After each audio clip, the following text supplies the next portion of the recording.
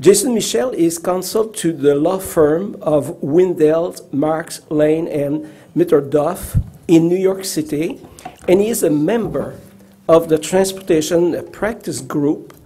Prior to joining Windell Marks, Mischel served as commissioner, deputy commissioner, and general counsel of the New York City Mayor Office for People with Disabilities for almost 10 years.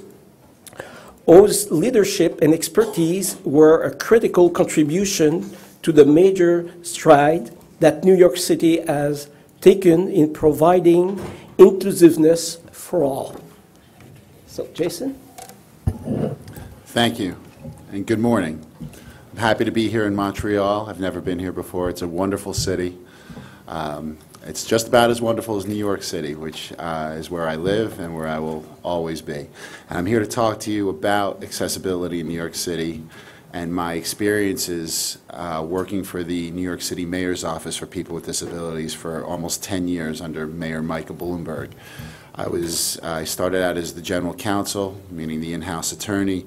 I was commissioner for a time. I was deputy commissioner for a long time. So I was basically on the front lines regarding how to make a city such as New York more accessible, which, as you can imagine, is a challenge. I do work for the Transportation Practice Group of a law firm, and towards the end of my talking, I'll talk a little bit about transportation, but I wanted to give you kind of a general overview of some of the issues that we faced and continue to face to take a city such as New York with its major population and with obviously it being a major tourist attraction, and how to provide inclusiveness for all and everything that the city, everything that anybody can enjoy in the city, whether it be museums, parks, Broadway shows, apartments, things like that. When I came aboard in 2004, I noticed we had some major issues. These are issues that are, you can see that these issues happen in many cities across the world in terms of people with disabilities and their ability to get access to certain things such as housing, employment, transportation, education.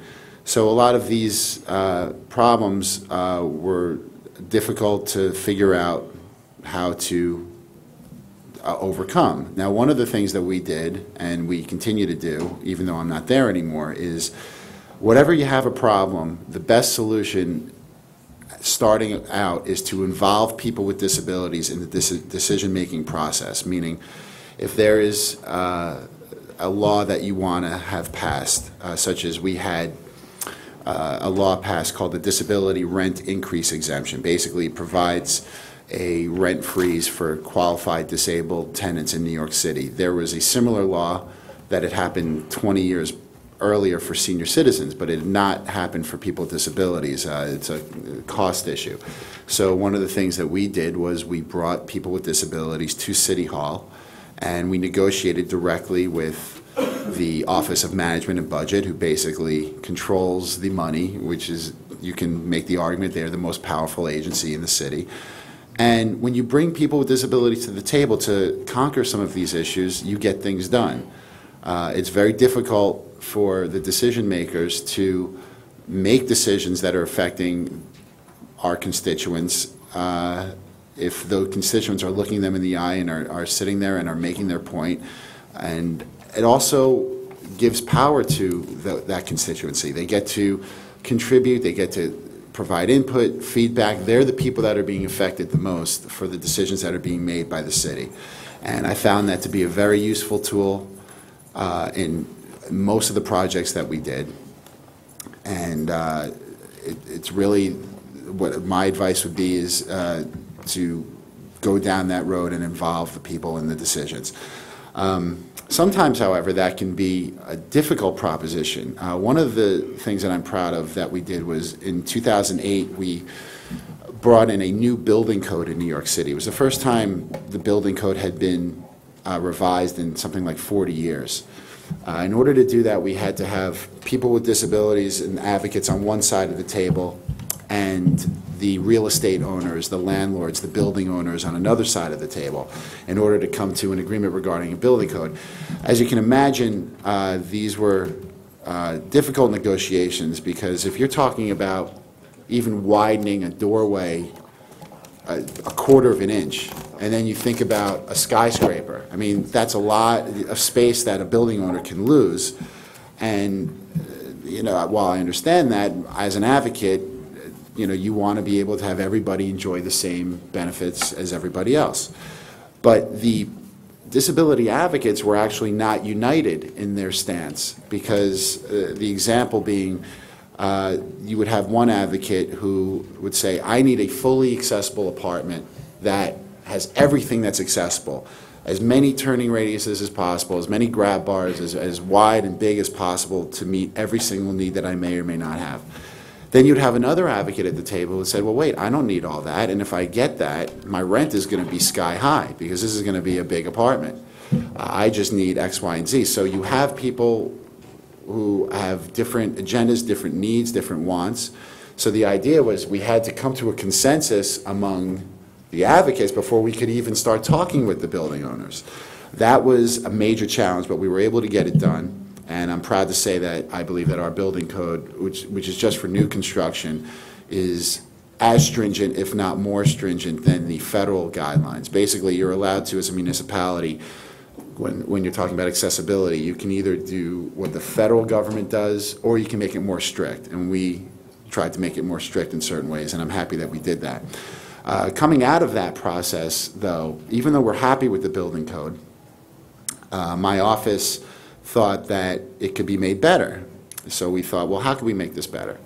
And we came up with a publication, which in fact I think was accepted for the conference, but unfortunately the commissioner now of the office, he was unable to make it, but I want to talk about it because I was part of this project, and I think it's a very important project.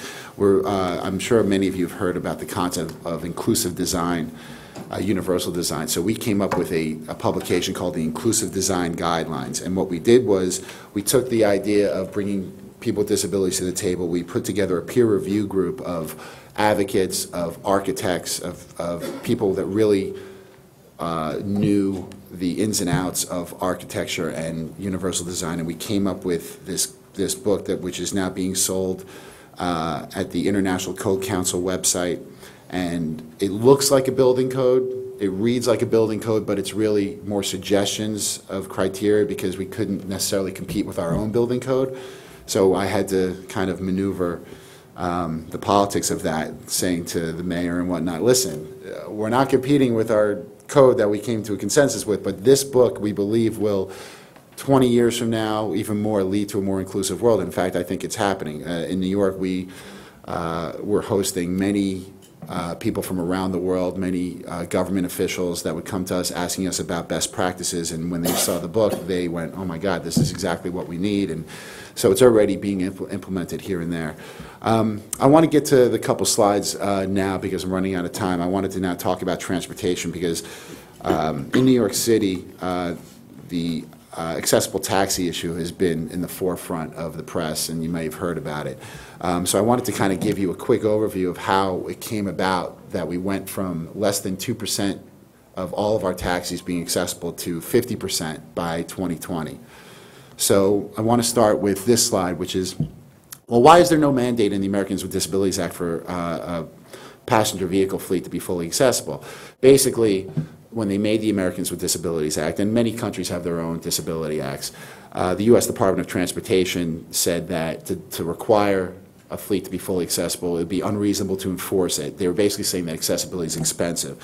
There's many cases where accessibility is not expensive. You can provide reasonable accommodations at a lot cheaper cost, but when you're talking about transportation, you're talking about vehicles, you cannot get around the fact that it's expensive. Vehicles are expensive, gas prices, everything else.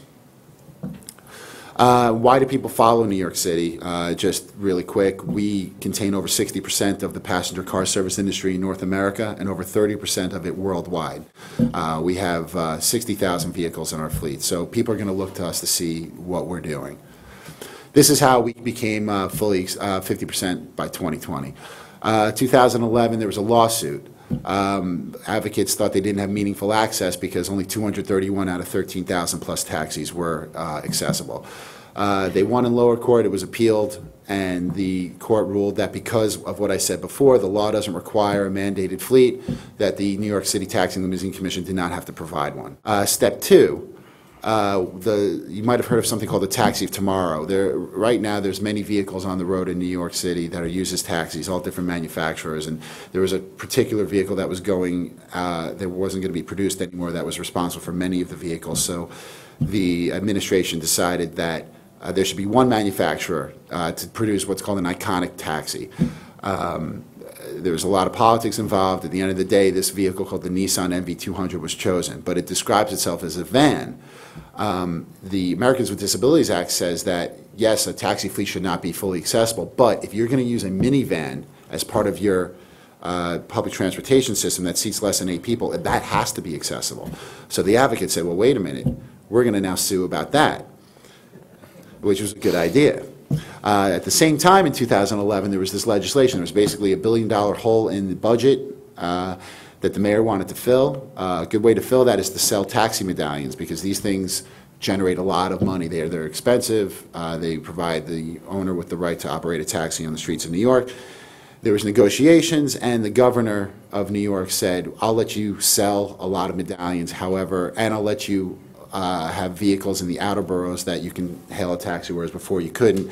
But all 2,000 of the new ones in New York City would have to be for accessible vehicles. And out of the 18,000 that were being sold for the outer boroughs, 20% had to be accessible. So already you're seeing increased accessibility for the fleet. Then, getting back to the lawsuit, you have one side saying, hey, the law says we don't have to be fully accessible fleet. But the other side saying, well, if you're using a minivan, you're going to have to provide accessible vehicles. Judge is about to rule. Sides sit down. Let's say, let's control our own destiny. Let's settle this. 50% accessibility by 2020. So I know I've gone over time. Listen, I could talk a long time about accessibility in New York City. I can just tell you as a final thing that it's a challenging city to make accessibility happen with older buildings, with the population, and with, let's say, Broadway theaters that are old and don't quite have the right seats for wheelchair users and whatnot. And let's not forget all the other disabilities, blind, low vision, deaf, hearing loss. You have to cover it all. And the best way to do that, like I said, coming back to what I said at the beginning, bring people to the table, let them be part of the discussion, and you will get things done. So if there's any questions, and again, I'm available offline to talk if you want to learn more about my experience. Thank you very much, Jason. Any question to Jason? Yes, so could you please use the microphone? When you were preparing your code, were there other cities that had already gone through the process, and were there any that you were able to use as a model? Or I'm just thinking in terms of research for anybody interested, is there something else we should look at besides yours? Yeah, well, what we did, we didn't look at other municipalities. There's this I referenced the International Code Council. They are an organization that owns many of the municipalities' building codes across the country, and in fact, I think outside of the U.S. as well. What they do is they come up with standards and codes that reflect what the federal code should be. So, like I said earlier, when you make a code, you have to at least meet the federal standards. So this International Code Council, I think they're located at icc.org, I believe. They came up with the template. Now, what a municipality can do is say, okay, I'm just going to adopt that. I'm going to say the ICC code reflects what the federal building code is, and we're just going to adopt that because we know we're going to be in, I think they call it safe water, something like that. You're in an area where you're not going to get sued for building something that's out of touch with what the feds do.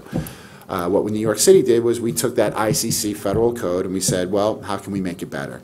And so we basically just took that, and then we had everyone at the table, and then we put forth our own ideas of what the advocates wanted and what the real estate interests wanted to make sure that they could at least deal with on a reality basis. And so that's where we got that from. And this applies to residential and business? Correct. Okay.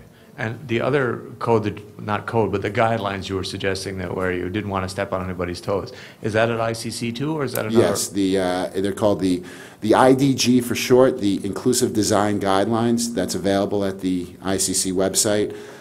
It's a New York City-based document, and I would recommend, if the commissioner were here today of the Mayor's Office for People with Disabilities, he'd be talking about that very document. And I strongly recommend that anybody that has any interest in inclusive design or universal design to get this document. Yes, I'm biased because I took part in it and I helped write it, but when I say to you that we put together a really good peer review group team of very strong advocates, architects, people in the know. This was not just done in a vacuum. This wasn't just pie in the sky, let's make the world a better place. It was, yes, let's make the world a better place, but let's do it responsibly, and let's do it with ideas that can really be generated by the people, the decision makers in different municipalities that'll be putting this into place. Thanks very much. You're welcome.